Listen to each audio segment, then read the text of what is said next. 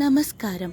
ശ്രീഭദ്ര ജ്യോതിഷത്തിന്റെ പുതിയൊരു അധ്യായത്തിലേക്ക് എല്ലാവർക്കും ഒരിക്കൽ കൂടി സ്വാഗതം. ഇന്ന് അതിവിശേഷപ്പെട്ട കുമാരഷഷ്ഠി ദിനമാണ്. സുബ്രഹ്മണ്യനെ കുറിച്ചും ഷഷ്ഠി വ്രതാനുഷ്ഠാനങ്ങളെക്കുറിച്ചിട്ടുമാണ് ഇന്നത്തെ അധ്യായത്തിലൂടെ പറയുവാൻ ഉദ്ദേശിക്കുന്നത്. ആരാണ് സുബ്രഹ്മണ്യൻ? പാർവതി പരമേശ്വരന്മാരുടെ പുത്രനായി താരകാസുര നിഗ്രഹത്തിനായി ഗംഗാ നദിയിലെ ശരവണ പൊയ്കയിൽ സുബ്രഹ്മണ്യൻ അവതരിച്ചു.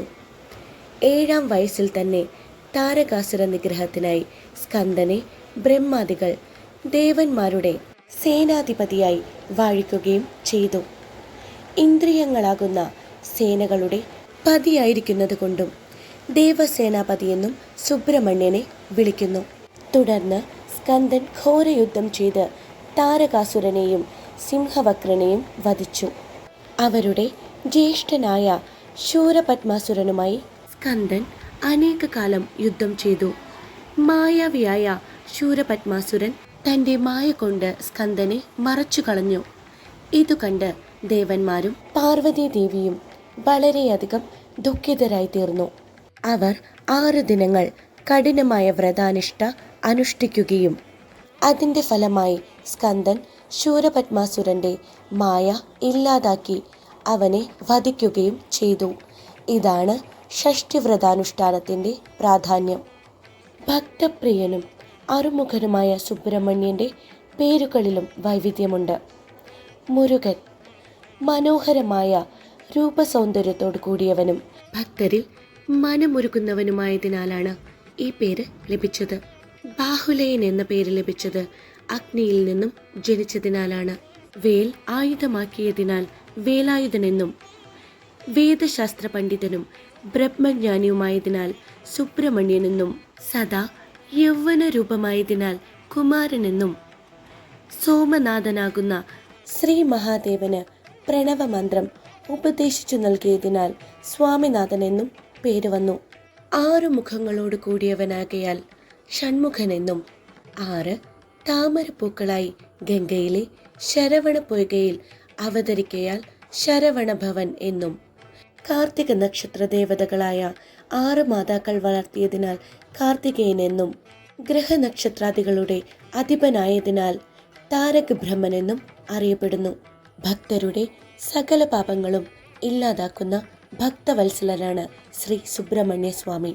ഭഗവാന് ഏറെ പ്രിയപ്പെട്ട ദിനമാണ് ഷഷ്ഠി. മിഥുനമാസത്തിലെ ഷഷ്ഠി ജൂലൈ 12 വെള്ളിയാഴ്ച, അതായത് ഇന്നാണ് വരുന്നത്. ഷഷ്ഠി നാളിൽ വ്രതം നോറ്റ് സ്കന്ദനെ പൂജിച്ചാൽ തേജസ്സും ദീർഘായുസ്സുമുള്ള സന്താനത്തെയും രോഗശാന്തിയും ലഭിക്കുമെന്നാണ് വിശ്വാസം. ഷഷ്ഠി വ്രതം എടുക്കുന്നവർ തലേ ദിവസം ഒരു നേരമേ ഭക്ഷണം പാടുള്ളൂ. കഴിവതും നല്ല കാര്യങ്ങൾ മാത്രം ചിന്തിക്കുകയും പറയുകയും ചെയ്യണം. ഷഷ്ഠി ദിവസം ഉപവാസമാണ് ഉത്തമം. ആരോഗ്യപരമായി സാധിക്കാത്തവർക്ക് ഉച്ചപൂജയുടെ നിവേദ്യം ക്ഷേത്രത്തിൽ നിന്നും വാങ്ങി കഴിക്കാവുന്നതാണ്. അരിയാഹാരം ഒരു നേരം മാത്രമേ കഴിക്കാവൂ. ദിവസം മുഴുവൻ ഷൺമുഖനാമ കീർത്തനം ഭക്തി പുരസരം ചൊല്ലണം. കഴിവിനനുസരിച്ച് വഴിപാടുകൾ നടത്തണം. ഷഷ്ഠിവ്രതം എടുക്കുന്നവരും എടുക്കുവാൻ സാധിക്കാത്തവരും ഈ ദിവസം സുബ്രഹ്മണ്യ മന്ത്രങ്ങളും സ്തോത്രങ്ങളും ജപിച്ച് ഭഗവാനെ പ്രാർത്ഥിക്കുന്നത് വളരെ ഉത്തമമാണ്. സന്താന സൗഭാഗ്യത്തിന് വളരെയേറെ ഗുണകരമാണ് ഷഷ്ഠിവ്രതം. മഹാരോഗങ്ങളാൽ ദുരിതം അനുഭവിക്കുന്നവർക്ക് രോഗശാന്തി കൈവരിക്കുന്നതിനും ഷഷ്ഠിവ്രതം ഉത്തമമാണ്. സന്തതികളുടെ ശ്രേയസ്സിനു വേണ്ടി മാതാപിതാക്കൾ ഷഷ്ഠിവ്രതം അനുഷ്ഠിക്കുന്നത് ഉത്തമമാണ്. ഷഷ്ഠി ദിവസം അതിരാവിലെ ഉണർന്ന് കുളിച്ച് ശുദ്ധവസ്ത്രം ധരിച്ച് ഷൺമുഖ പൂജ ചെയ്യാൻ ഉദ്ദേശിക്കുന്ന സ്ഥലം വൃത്തിയാക്കി ചാണകം മെഴുകി ശുദ്ധി വരുത്തുന്നത് ഉത്തമമാണ്. ഭഗവാന്റെ ചിത്രം വയ്ക്കണം.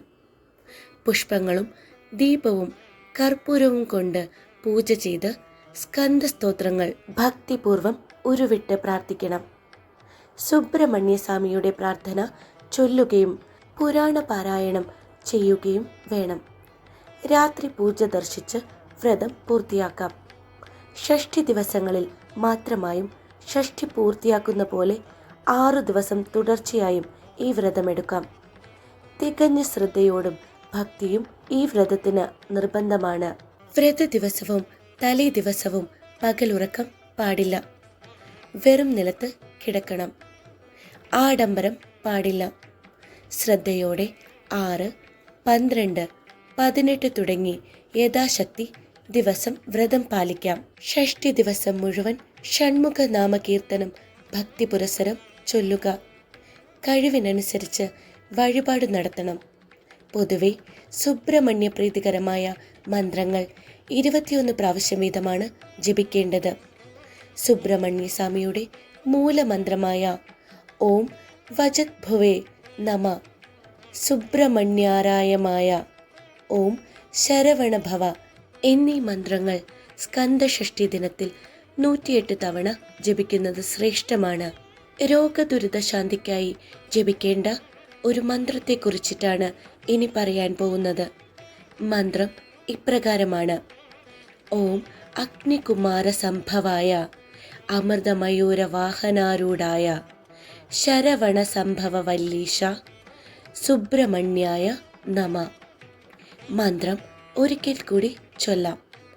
ഓം അഗ്നികുമാര സംഭവായ അമൃതമയൂരവാഹനാരൂഢായ ശരവണ സംഭവ വല്ലീശ സുബ്രഹ്മണ്യായ നമ. സുബ്രഹ്മണ്യ സ്വാമിയുടെ ഈ മന്ത്രം നിത്യേനെ 21 തവണ ജപിക്കുന്നത് രോഗദുരിതങ്ങൾ കൊണ്ട് ബുദ്ധിമുട്ടുന്നവർക്ക് വളരെ ഉത്തമമാണ്. എല്ലാവർക്കും നന്മയുണ്ടാകട്ടെ എന്ന് പ്രാർത്ഥിക്കുന്നു.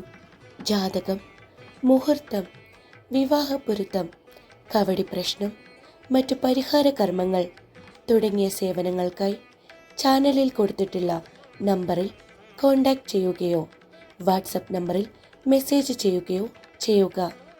വീഡിയോ ഇഷ്ടമായാൽ ലൈക്ക് ചെയ്യുവാനും മറ്റുള്ളവരിലേക്ക് വീഡിയോ ഷെയർ ചെയ്ത് കൊടുക്കുവാനും മറക്കരുത്. ഇതുപോലുള്ള നല്ല നല്ല വീഡിയോസിനായി ചാനൽ സബ്സ്ക്രൈബ് ചെയ്ത് സപ്പോർട്ട് ചെയ്യുക. കൂടെ ബെൽ ബട്ടൺ കൂടി എനേബിൾ ചെയ്യുക. വീണ്ടും പുതിയൊരു വീഡിയോയുമായി വരും വരെ നന്ദി, നമസ്കാരം.